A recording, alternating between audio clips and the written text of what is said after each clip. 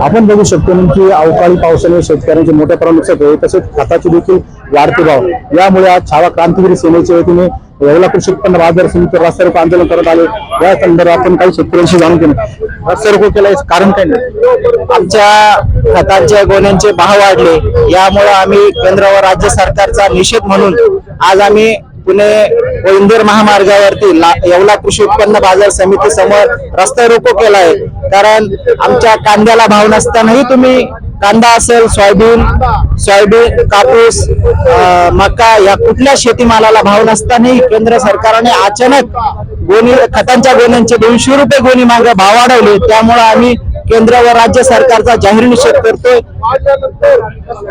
तुम्ही काय सांगू शकता?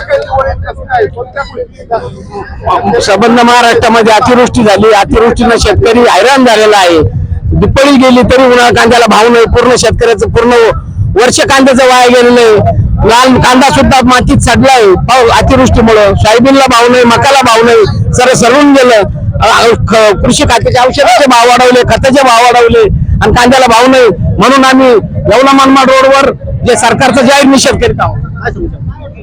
शेतकऱ्यांची इतकी वैरदाण झालेली का पिकाची जो पाऊस झाला पिकं पूर्ण बर्बाद झाली आणि शेतकऱ्याला शासनाने सांगितलं तर फडणवीस मुख्यमंत्री का तुमची दिवाळी गोड करू, शासनाने एवढं सांगितल्यानंतर काहीच केलं नाही, रुपया टाकला नाही खात्यावर।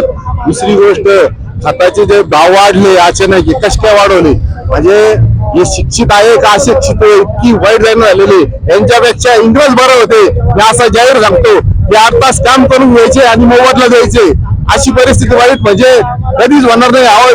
सगळे जे म्हणजे यंग पोर आहे, त्या यंग पोरांची सुद्धा दैना झालेली आहे। ते म्हणते आम्ही पिकवायचं कसं, खायचं कसं, जगायचं कसं।